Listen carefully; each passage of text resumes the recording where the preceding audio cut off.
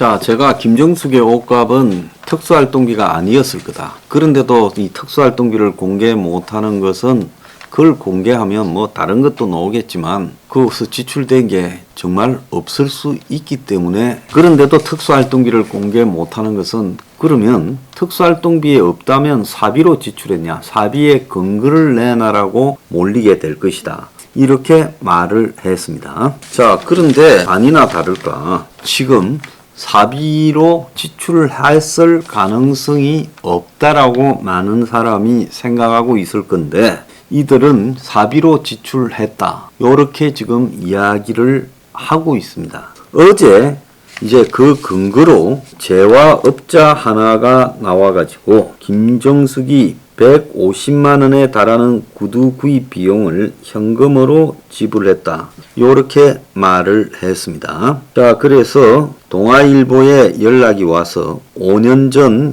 구두 6클레를 25만원에 판매했고, 클레당 25만원에 판매했고 비서관이 와서 현금으로 결제했다. 자, 그는 2017년 5월에 청와대로 찾아가 발치수를 재고 비서관이 가게로 찾아와 완성된 신발을 찾아가며 현금 봉투를 건넸다. 자, 요렇게 말을 했습니다. 자, 요것뿐만 아닙니다. 김정숙이 한복 6벌을 1000만원 전액 현찰로 결제했다.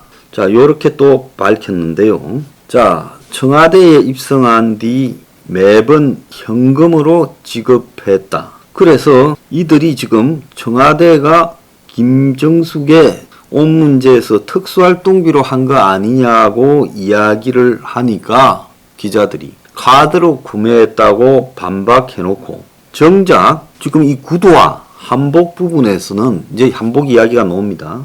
현금으로 다 지불했다는 거예요. 조선닷컴이 어제 김혜자 중요 무형문화재 장인과 그 다음에 이 신발 가게 두 개를 갖다가 이렇게 알아봤는데, 김 장인은 2017년 김정숙이 경주 공방을 방문해 누비 2벌, 치마 저고리와 두루마기 각각 한 벌씩을 맞췄다라고 하면서 총 700만원 어치였는데 전액 5만원 현찰로 결정하고 우송화 비서관이 종이 봉투에 담긴 돈을 건넸다.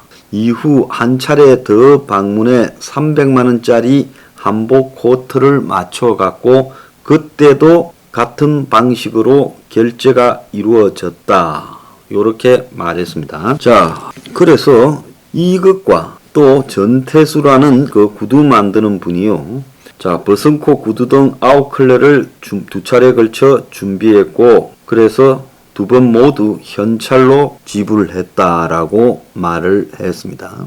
그러니까 처음에는 9컬레, 뒤에는 6컬레 해서 2번을 현금으로 주고 사갔다는 거예요. 자, 그래서 이 두 사람 모두 매장이 이 한복 매장이나 버선코 신발을 만드는 데서 다 신용카드 결제가 가능한데 의상 구입 비용을 굳이 현금으로 결제해야 되느냐라는 의혹이 등장했고, 하경민은 어제 TBS 라디오에 출연해 의료나 장신구를 사비로 구매하는 것은 임기 초부터 지금까지 5년 동안 진행했다. 그래서 사비는 카드로 구매했다는 이야기라고 말한 바 있다는 겁니다. 그러니까 사비로 샀다라는 것은 카드로 샀다라는 개인 카드요. 그런데 카드가 아니라 현금으로 샀다라는 거 아니겠습니까? 자, 그런데 여기서 보면 이 한복이나 또 이 버선코 신발이나 라는 것은 특수한 사례고요.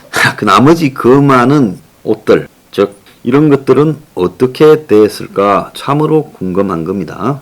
그래서 청와대가 이런 식으로 현금 결제를 한 이유가 뭐냐라는 게 정말 의문이고요. 자, 청와대의 이 특수활동비, 박근혜 정부 시절에는 특활비가 지금 8천억이고 현재는 그 특활비에 대한 수사를 거치면서 3천억 정도로 전체 특활비 규모가 줄어 있고, 지금도 청와대가 특활비를 쓰고 있습니다.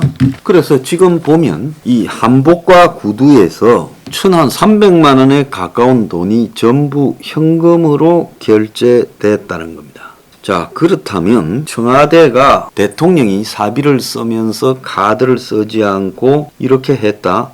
세금 계산서를 발행하도록 지시한 걸로 안다고 청와대가 말했으면 이 문제에 대해서는 청와대가 세금 계산서를 공개를 해야 되겠죠. 자, 이것뿐만 아닙니다. 이 공직자 재산 공개를 하면서 집을 짓는 비용을 마련하기 위해 누군가의 11억을 빌었다고 나오고 있습니다.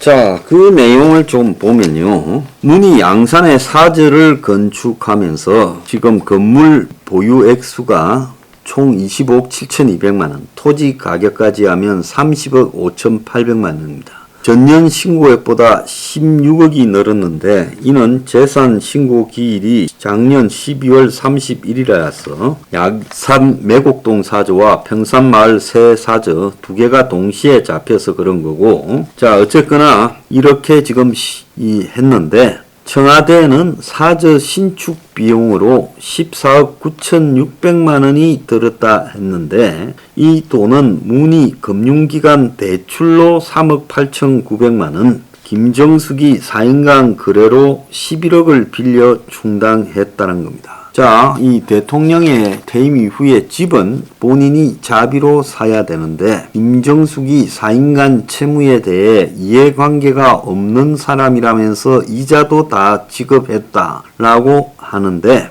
매곡동 S사저는 매매계약 즉 팔았고 채무도 현재는 모두 갚았다고 이야기를 했습니다. 자, 우리가 여기 있어요. 하나 중요한 것은 대통령이라는 사람이 1,300만 원쯤 되는 옷하고 구두 사는 부인의 돈을 현금으로 지출하고, 웃기지 않습니까? 자기가 과거에 박근혜 정권을 특수활동비 유용 등으로 보내고 했으면 본인 스스로가 지출이나 이런 부분에서 명확하게 구분해서 해야 될 의무가 있어. 왜? 남을 보냈으니까. 그런데 현금을 썼다? 그런데 그거 현금은 특수활동비는 아니다? 최순실이가 자기가 만든 사설 양장점에서 그 항상 현금 갖다 줬잖아요. 그래서 최순실이가 갖다 준 현금이 특수활동비일 거라고 그렇게 떠들어대지 않았습니까? 이 세력들이요. 그런데 이 사람들은 옷, 구두를 그렇게 사고 또 더 나아가서 퇴임 이후에 집을 짓는다면서 11억을 갖다가 4인간 채무로 이렇게 했다는 거예요. 대통령의 지위를 이용해서 4인간 채무를 11억이 있고 이해관계가 없다고 말만 하고, 그리고 그 4인간이 당사자가 누구인지를 공개하지 않고 이제는 갚았다고 하는 것이 옳은 것이냐는 겁니다. 일부러라도 금융기관에 부채를 내서 지어야지요. 그러지 않습니까? 아니면 자기들 돈이 없습니까? 있을 거 아니에요, 재산이. 자기들 돈으로 짓던가요? 왜 자기들 돈이 있으면서 4인간 채무라고 이야기를 하느냐? 이거 정말 납득이 가지 않는 이야기입니다. 자, 문재인이 재산 현황을 보면 건물이 25억 7,200만 원, 토지 4억 8천만 원, 이건 묶여 있다고 칩시다. 예금이 7억 8천이에요. 자, 그러면 예금이 7억 8천이고 채무가 16억 8,100만 원에 있다고 2021년 기준으로 말을 했습니다. 이 채무 16억 8,100만 원 중에서 4인간 채무 집 짓는데 11억 들어간 것도 여기 있었겠죠.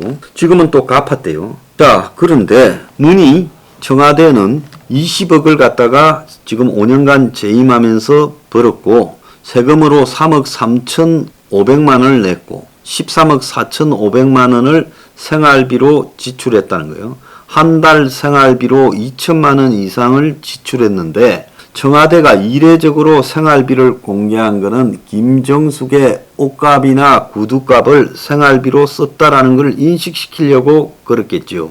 그래서 청와대는 관저 생활비 일체 식비도 다 개인 비용으로 부담했고 김정숙 옷값은 특수활동비 하나도 들지 않고 전부 사비로 샀다. 이 말을 하려고 이러는 거겠죠.